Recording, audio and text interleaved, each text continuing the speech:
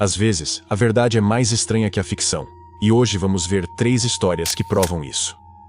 Mas antes de começarmos, se você curte histórias estranhas, sombrias e misteriosas, você está no lugar certo, porque é só isso que a gente faz. E postamos toda semana, então se isso te interessa, se inscreve no canal e ativa as notificações para não perder nenhum vídeo novo. Beleza, agora vamos para as histórias de hoje. Logo depois da meia-noite do dia 22 de junho de 1991, Charles Holden estava voltando do trabalho para casa quando decidiu parar num fast food perto da casa dele, em Harrington, Delaware. Depois de comer rapidamente, Charles saiu da lanchonete e voltou para a caminhonete dele. Ligou o motor e estava prestes a sair do estacionamento quando parou, porque viu um cara correndo na direção dele, acenando, tentando chamar atenção. Então, Charles colocou a caminhonete em ponto morto e abaixou o vidro para ver o que o cara queria. Quando o estranho chegou perto, disse que a irmã dele estava tendo um bebê e que ele precisava de uma carona até o hospital, que ficava a uns 20 minutos dali. Charles percebeu que o cara estava mentindo. Era muito tarde. Ele não conhecia o sujeito e teve um pressentimento ruim. Então disse: "Não, desculpa, tá muito tarde. Preciso ir para casa. É muito fora do caminho." O estranho imediatamente ficou com cara de desapontado, virou as costas e começou a se afastar. E enquanto Charles o observava indo embora, sentiu pena e disse: "Cara, quer saber? Te dou uma carona até uma parte do caminho." O estranho sorriu, entrou no banco do passageiro e eles partiram. Charles o levou por cerca de 5 quilômetros na direção que ele tinha pedido antes de parar no acostamento e dizer: "É só até aqui que posso te levar."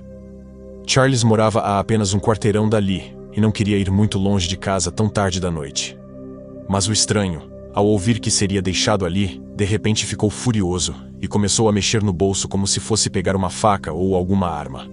Começou a gritar com Charles: "Entrega as chaves! Entrega a carteira ou eu te mato!" Charles, que já estava nervoso só de estar no carro com aquele cara, agiu imediatamente. Desligou a caminhonete, arrancou as chaves da ignição, pulou para fora do veículo e começou a correr. Charles viu, bem ao longe, uma loja de conveniência e pensou que poderia correr até lá e pedir ajuda. Mas enquanto corria, olhou para trás e viu que o estranho também tinha saído do carro e agora corria atrás dele com uma chave de fenda na mão. E o cara corria muito rápido, estava alcançando Charles. Logo, Charles percebeu que não conseguiria chegar à loja antes de ser alcançado. Então, em determinado momento, parou. Virou-se, levantou as mãos e disse: "Ok, calma, cara. Te levo para onde quiser. Depois você pode ficar com minhas chaves e a minha carteira. Pode levar o que quiser." O estranho correu até Charles e parou. Sorriu, satisfeito com o resultado. Cutucou ele com a chave de fenda e fez um gesto para que voltasse à caminhonete. Quando chegaram ao veículo, o estranho mandou Charles entrar no carro e esperar. Mas assim que Charles sentou, ligou a caminhonete e acelerou antes que o estranho pudesse entrar pela porta do passageiro. Charles fugiu daquele cara.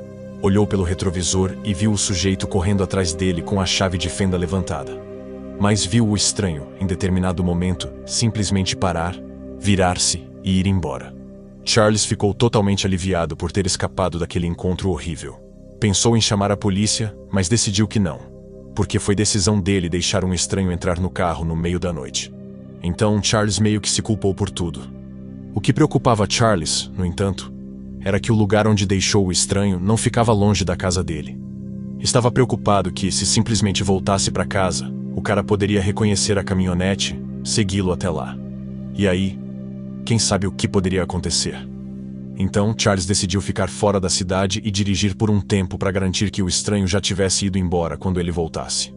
Depois de cerca de 1 hora fazendo isso, Charles voltou para Harrington, Delaware, e entrou na rua dele. Ficou chocado ao ver o estranho que tinha acabado de tentar matá-lo andando pela rua bem na frente dele. Mas, felizmente, o estranho não ouviu nem viu Charles entrando na rua. Então, Charles imediatamente deu ré, saiu dali e foi embora. Nesse ponto, Charles decidiu que precisava contar à polícia porque não sabia se o estranho realmente o conhecia e talvez estivesse o perseguindo, esperando por ele na propriedade dele. Então ligou para a polícia e contou à atendente o que tinha acontecido mais cedo e como o cara agora estava rondando a propriedade dele. A atendente disse que enviaria um policial até lá. Alguns minutos depois, um policial apareceu no orelhão onde Charles estava. Disseram a Charles que o escoltariam de volta à propriedade dele e, se o estranho ainda estivesse na área, o prenderiam. Então, os dois seguiram de volta à propriedade de Charles. Chegaram lá e o estranho já tinha ido embora. Depois, Charles entrou em casa. Não havia sinais de arrombamento. Nenhum sinal de que alguém esteve perto da propriedade. Charles agradeceu ao policial. Sentiu-se totalmente aliviado. Mas antes que o policial fosse embora, Charles perguntou se ele se importaria de dar uma olhada rápida na propriedade da mãe dele. Ela morava bem atrás de Charles, do outro lado de alguns arbustos. Ele disse ao policial que o nome dela era Dorothy. Tinha 70 anos e morava sozinha. Só queria ter certeza de que nada tinha acontecido com ela. O policial disse: "Sem problema, vou dar uma olhada." Então o policial deixou Charles e foi pelo quintal dele, atravessou os arbustos, entrou no quintal de Dorothy. E imediatamente, viu que a janela dos fundos da porta dos fundos estava quebrada, e a própria porta estava entreaberta. Então, o policial sacou a arma, aproximou-se e entrou na casa.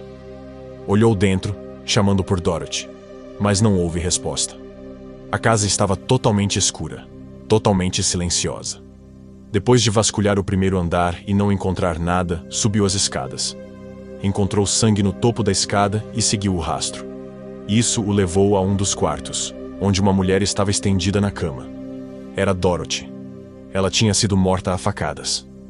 Descobriu-se que depois que Charles deu no pé e deixou o estranho para trás, o cara, que se chamava Gilbert Cannon, começou a procurar um lugar para dormir. A casa que ele acabou escolhendo, por pura coincidência, era justamente a casa da mãe do Charles. Depois de arrombar a porta dos fundos, Gilbert deu de cara com Dorothy descendo as escadas, provavelmente para ver o que estava acontecendo. Como ele ficou com medo de ser reconhecido, atacou ela com a chave de fenda. Mais tarde, Gilbert contou para a polícia que o ataque ao Charles foi totalmente aleatório. Ele estava no fast food, viu o Charles entrar na caminhonete e pensou: "Se eu conseguir entrar nesse carro, acho que consigo assaltar esse cara." Depois do assalto frustrado, saiu vagando por aí procurando onde dormir. Arrombou essa casa, e quando a mulher apareceu, ele atacou e matou, sem fazer ideia de que ela era a mãe do Charles. A noite inteira foi uma sequência bizarra de coincidências horríveis. Gilbert confessou o assassinato e foi condenado à prisão perpétua, sem chance de liberdade condicional.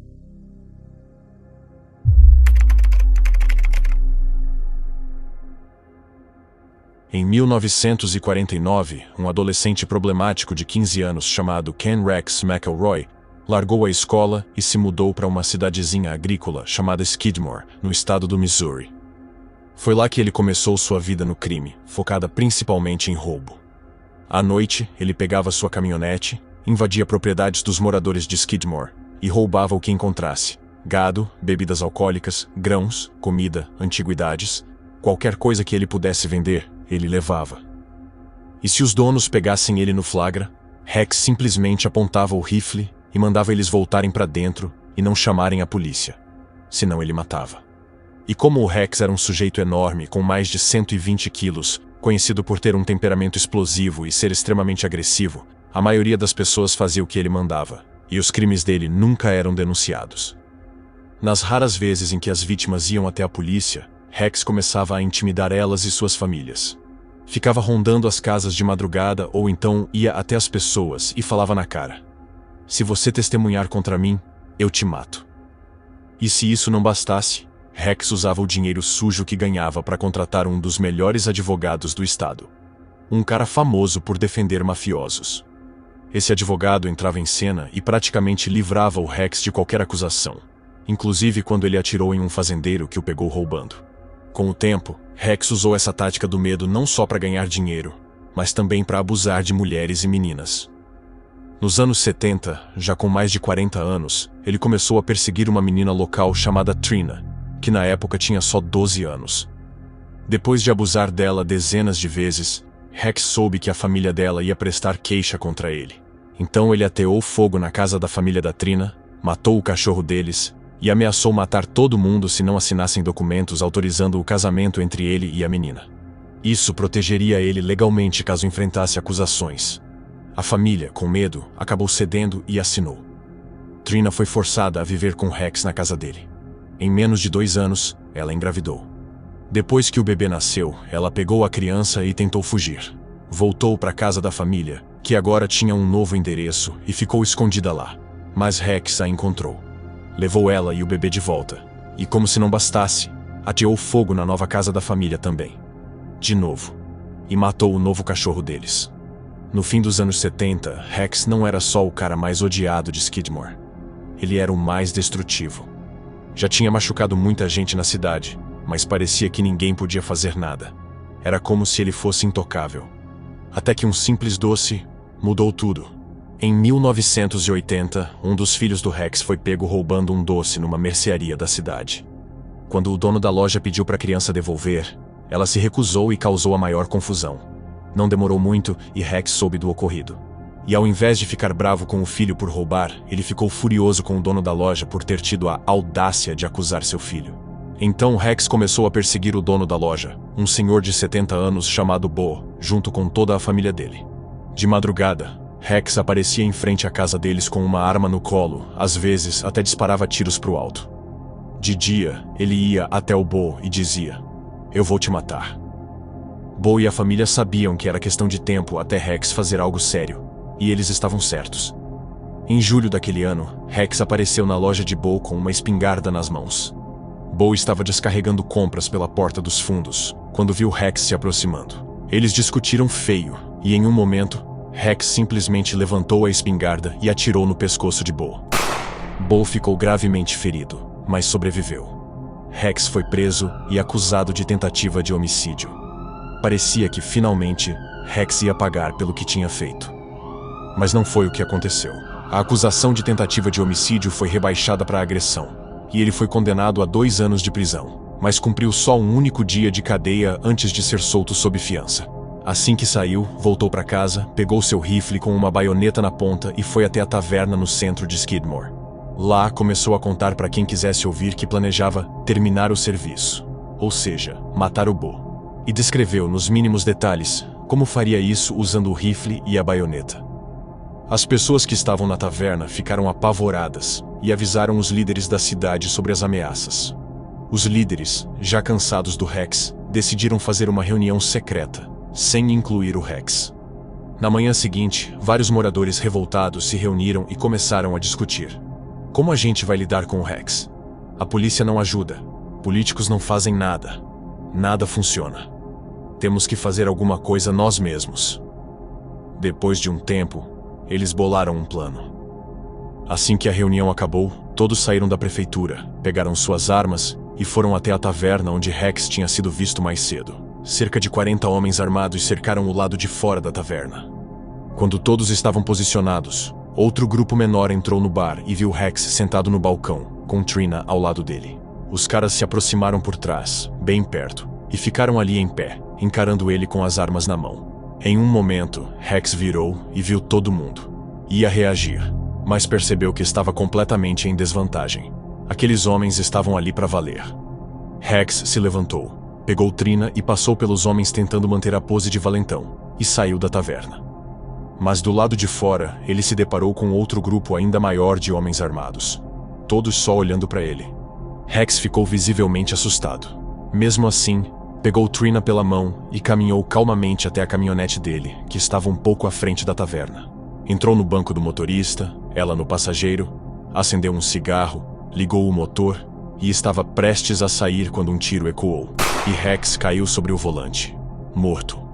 Um dos moradores correu até a caminhonete, abriu a porta do passageiro, puxou Trina, que estava ilesa, e a levou para longe. Quando ela estava segura, os outros moradores avançaram e, por 20 segundos, abriram fogo contra a caminhonete. Quando os tiros pararam, ninguém chamou ambulância. Todo mundo ficou ali parado, observando o valentão da cidade morrer. No total, 46 testemunhas estavam lá quando Rex foi morto. Mas todas disseram que não viram nada ou que não sabiam quem atirou. Mesmo com uma longa investigação federal, ninguém mudou sua história. E como resultado, ninguém jamais foi acusado pela morte de Rex. Anos depois, um morador de Skidmore, ao ser perguntado sobre o que aconteceu, simplesmente disse: "Aquele homem precisava morrer."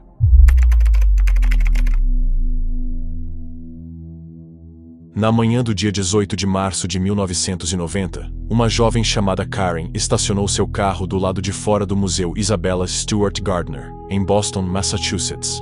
Esse museu famoso abriga mais de 15 mil obras de arte valiosíssimas, de Roma Antiga, Europa Medieval, Renascença Italiana, Ásia, mundo islâmico e também da França e dos Estados Unidos do século XIX. Por fora, o prédio de 4 andares é super simples, mas por dentro ele é deslumbrante. Bem no meio do museu, tem um pátio aberto cheio de plantas e verde. E todas as galerias ao redor dão vista para ele. Karen era apaixonada por arte e trabalhava como segurança do museu. Naquele dia, ela estava de plantão. Depois de estacionar, saiu do carro e foi até a entrada dos funcionários. Lá, apertou o interfone e avisou os 2 seguranças do turno da noite que ela tinha chegado para trocar de turno. Mas depois de alguns segundos, ninguém respondeu e a porta não foi destrancada. Então, depois de um tempo, Karen apertou o botão de novo e disse: "Oi, tô aqui. Podem abrir a porta, por favor?" Mas, de novo, ninguém respondeu e a porta continuou fechada. Aquilo era bem estranho. Então Karen saiu dali, achou um orelhão e ligou para o chefe de segurança do museu, que morava na cidade, para contar que não estava conseguindo entrar no prédio. Uns 10 minutos depois, o chefe apareceu. Levou Karen até o outro lado do prédio, subiu com ela uma escada externa até outra entrada do museu. Pegou seu molho de chaves, achou a certa e abriu a porta. A entrada dava num corredor escuro e longo. No fim do corredor, à direita, tinha uma sala super iluminada com a porta escancarada. Era o escritório de segurança onde os guardas deveriam estar. Karen e o chefe começaram a caminhar pelo corredor, esperando chegar até a sala, olhar lá dentro e encontrar os guardas. Talvez entender por que eles não abriram a porta antes. Mas quando chegaram no fim do corredor e olharam para dentro do escritório, não tinha ninguém lá. De perto, eles viram que a porta do escritório tinha sido arrombada. A maçaneta estava quebrada e caída no chão. E ali perto, no chão também, tinha um pé de cabra de metal. Olhando para cima, a única câmera que pegaria o que rolou no corredor tinha sido virada para a parede. Foi aí que Karen e o chefe perceberam que tinham encontrado algo sério. Eles não sabiam o que tinha acontecido, se ainda tinha gente dentro do museu ou onde estavam os seguranças. Então o chefe pegou o pé de cabra para se proteger, e os 2 correram para o escritório para chamar a polícia. O que eles ainda não sabiam era que tinham acabado de descobrir um dos crimes mais famosos da história. Na noite anterior, o segurança Rick Abbott, de 23 anos, chegou andando até a entrada dos funcionários do museu. Ele e um outro jovem chamado Randy iam fazer o turno da noite. Rick odiava o trabalho porque era muito chato. Mas ele também não tinha muitas opções. Tinha largado a faculdade de música e passava a maior parte do tempo fumando maconha, bebendo cerveja e tocando na banda dos amigos. Então, mesmo odiando, ele continuava no emprego. Quando Rick entrou, foi até o escritório e encontrou Randy, que já estava lá sentado atrás da mesa. Depois de conversar um pouco, Rick disse que faria a primeira ronda. Pegou o walkie-talkie, uma lanterna e saiu andando pelas galerias. Logo depois, um alarme de incêndio disparou.